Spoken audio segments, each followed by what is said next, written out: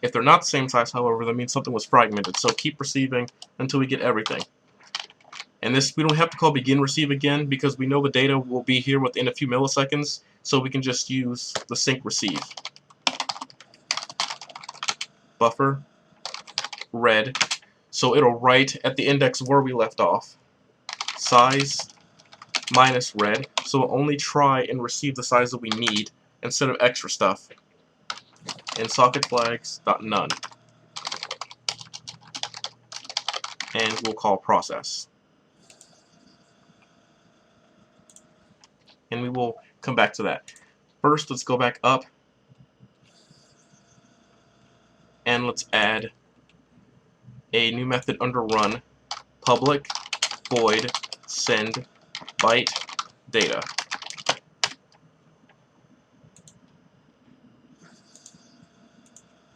If closed, return.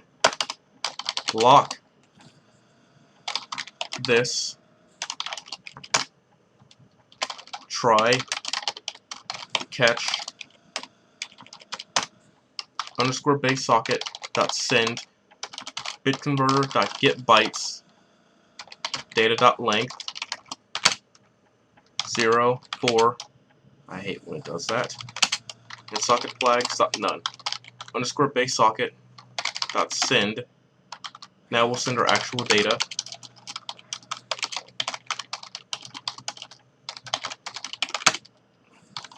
And socket flags dot none.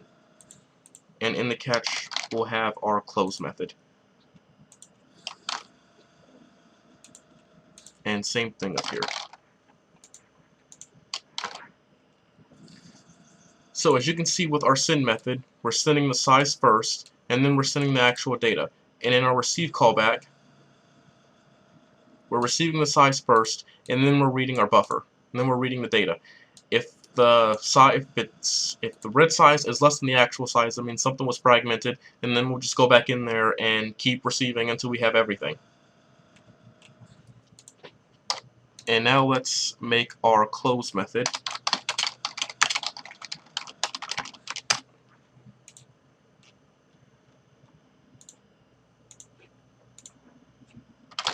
Close equals true. Make sure you set that first. Base socket dot close underscore transfers dot clear. Transfers equals null. Buffer equals null. Output folder equals null. And if disconnected not equal to null, then call disconnected.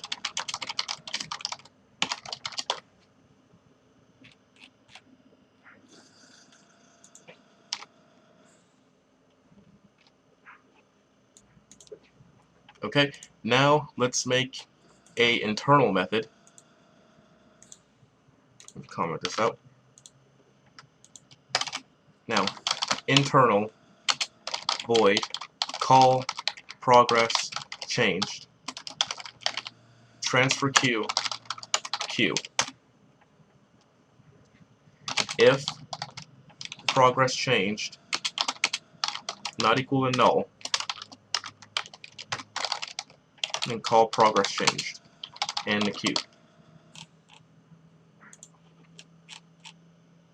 Okay, now that we have our transfer client set up, let's head back over to our transfer queue class. Now head over to close and add a try catch client.transfers. Oops. So go back up, and instead of public object, make it public transfer client. Now head back down to close and client.transfers.remove ID.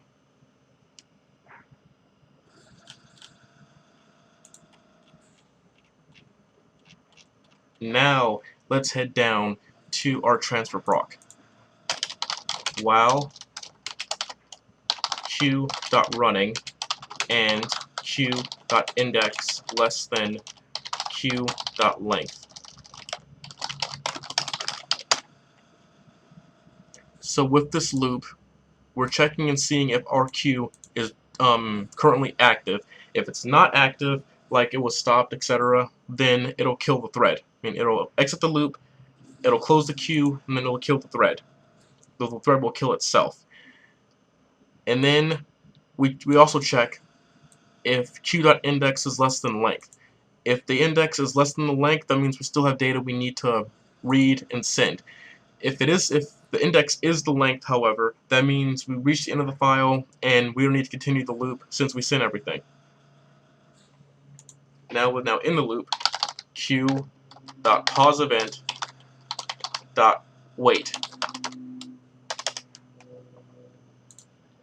So we're gonna now, what I mentioned earlier, we're gonna sit and we're gonna wait. And if the event is signaled, it'll just keep on going. If it's not signaled, then it'll just wait until we unpause it again. Now, just in case we pause the transfer and then we decided to stop it, if not q.running, then break. Now lock file buffer. Instead of creating a new buffer over and over and over and over and over again with each new transfer queue, we'll just create one at the start and then we'll just use it with every single queue, which is why we're calling lock, so only one queue can access it at a time. If we try to have multiple queues access it, especially since it's multi-threaded, yeah, bad things will happen. So this is a way to keep everything synchronized. So q.fs.position equals q.index, our current read index, int read equals q.fs.read,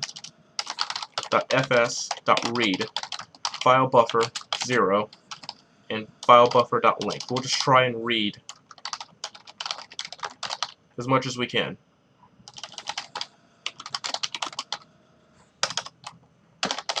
Now, our handy dandy packet class, packet writer pw equals new packet writer, pw.write, cast to byte, headers.chunk, pw.write, q.id, pw.write, q.index, pw.write,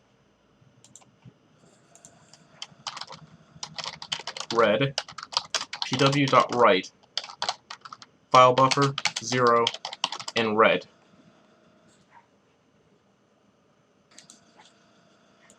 Now, back up here, when I made the buffer size 8175 instead of 8 kilobytes, which is 8192, the reason why is because I want this packet to be exactly 8 kilobytes or under, which I mentioned. I'm not sure if I remember or not, for memory. But back on topic, an integer, 4 bytes. A long, 8 bytes.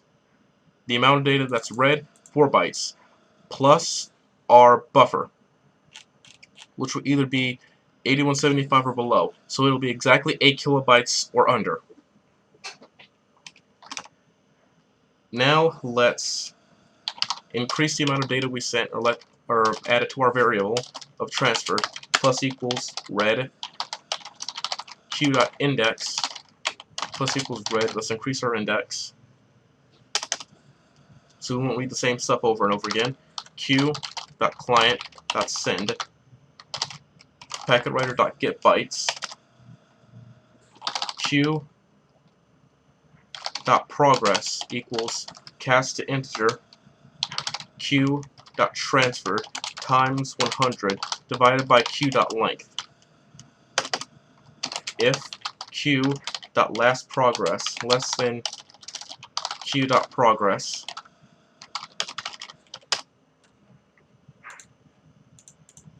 then q.lastProgress equals q.progress. q.client.call progress changed the queue. And so we don't kill our CPU, bread.sleep 1. And at the end of the loop, call q.close. Okay, let's review what we added so far. We increased the amount of data that we sent.